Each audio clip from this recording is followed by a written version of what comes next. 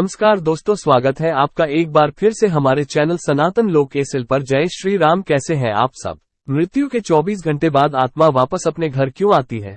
मरने के बाद आत्मा कितने दिन तक घर में रहती है आदि आप भी जानना चाहते हैं तो इस वीडियो को अंत तक जरूर देखें। दोस्तों, गरुड़ पुराण में हमें मनुष्य के जीवन और मरण से संबंधित ऐसे कई रहस्यों के बारे में पढ़ने को मिलता है जिन्हें जानकर कोई भी व्यक्ति अपने जीवन की गति को सुधार सकता है।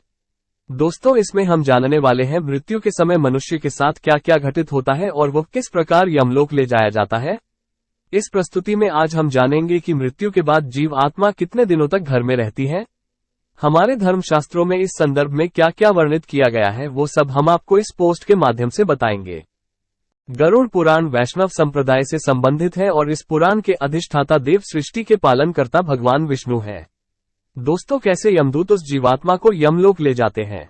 वो जीव आत्मा 24 घंटों के पश्चात पुनः वापस आती है और 24 घंटों के दौरान जीवात्मा को उसके संपूर्ण जीवन का लेखा जोखा दिखाया जाता है, जिसमें ये यकलान होता है कि अपने जीवन काल में इस जीवात्मा ने कितने पाप और पुण्य किए हैं। इसके पश्चात आत्मा को फिर उसी घर में लाया जाता है जहां उसने अपने शरीर का त्याग किया था और 13 दिन तक वो जीवात्मा वही अपने परिवार के बीच रहती है। मोह वासना से भरी वो जीवात्मा बार बार अपनी देह में प्रवेश करने का प्रयास करती है, किंतु यमदूतों के पास द्वारा बंद जाने से वो कुछ भी करने में असमर्थ हो जाती है। वो अपने परिवार, रिश्तेदार व मित्रों को उसकी मृत्यु का शोक मनाते देखती है। वो उन्हें चुप कराने का प्रयास भी करती है, परंतु उसकी उपस्थिति का ज्ञान किसी को नहीं होता।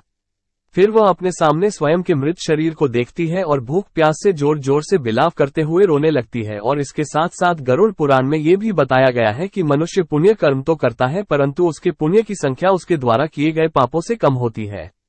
पिंड दान क्यों करते हैं, अर्थात मनुष्य पुण्यों की अपेक्षा पाप अधिक करता है।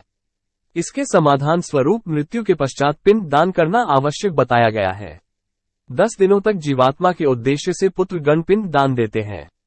अगर मृतक का पिंडदान नहीं किया गया तो जीवात्मा अनंत काल तक भटकती रहती है और हजारों सालों तक पीड़ा व कष्ट भोगने के बाद अगला जन्म लेती है। प्रतिदिन दिए जाने वाले पिंड के 4 भाग हो जाते हैं। उसके दूसरा भाग से मृतक का शरीर बनता है, तीसरा भाग यमदूत ले लेते हैं और चौथा भाग मृतक को खाने के लिए मिलता है। 9 दिन रात में प्रेत पुनः शरीर युक्त हो जाता है। शरीर बन जाने पर 10वीं पिंड से प्राणी को अत्यधिक भूख लगने के कारण आहार रोकने प्राप्त होता है।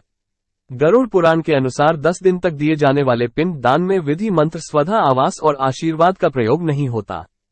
केवल नाम तथा गोत्र से पिंड दान दिया जाता है। मृतक का दाह संस्कार हो जाने के पश्चात पुनः शरीर उत्पन्न होता है। मृत व्यक्ति के जल जाने पर पिंडदान द्वारा उसे 1 हाथ लंबा शरीर प्राप्त होता है, जिसके द्वारा वह प्राणी यमलोक के मार्ग में अपने शुभ अशुभ कर्मों को भोगता है।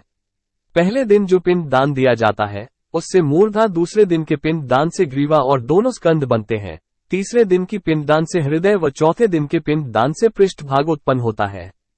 5वें दिन के पिंड दान से नाभि, 6ठे दिन की पिंड दान से कटी प्रेस, 7वें दिन के पिंड दान से गौ विभाग, 8वें दिन के पिंड दान स्वरूप, 9वें दिन के पिंड दान से डालू व पैर और 10वें दिन के पिंड दान से सुधा की उत्पत्ति होती है। जीवात्मा शरीर प्राप्त करने के पश्चात भूख से पीड़ित होकर घर के द्वार पर रहता है। 10वें दिन जो पिंडदान होता है उसमें मृतक का प्रिय भोजन बनाकर देना चाहिए, क्योंकि शरीर निर्माण हो जाने पर मृतक को अत्यधिक भूख लगती है। प्रिय खोजे पदार्थ के अतिरिक्त अन्य किसी भोजन का पिंड दान देने से उसकी भूख दूर नहीं होती। 11 और 12 दिन प्रेत भोजन करता है। मरे हुए स्त्री पुरुष दोनों के लिए प्रेम शब्द का उच्चारण करना चाहिए। उन दिनों दीप, अन्य जल, वस्त्र जो कुछ भी दिया जाता है उसको प्रेत शब्द के द्वारा देना चाहिए, क्योंकि वह मृतक के लिए आनंददायक होता है। 13 दिन तक शरीर धारण करके भूख प्यास से पीड़ित व प्रेत और यमदूतों के द्वारा वहां पर लाया जाता है। इंसान की कर्मों के कारण उसके दंड दिए जाते हैं और यहां से इसकी यमलोक की यात्रा आरंभ होती है। मनुष्य अपने कर्मों के कारण ही मृत्यु के पश्चात होने वाली घटनाओं को भोगता है। जो व्यक्ति जितना पापी होगा उसका अंतिम मार्ग उतना ही कठिन होता है, और वो जितना पुण्यकारी, निष्पत्ति और भगवत प्रेमी होगा उसकी स्वर्ग की यात्रा उतनी ही सुखदायक होगी। इसलिए हमें ये ध्यान रखना चाहिए कि कर्मों का फल जीते जी ही नहीं अपितु मृत्यु के पश्चात भी भोगना होगा।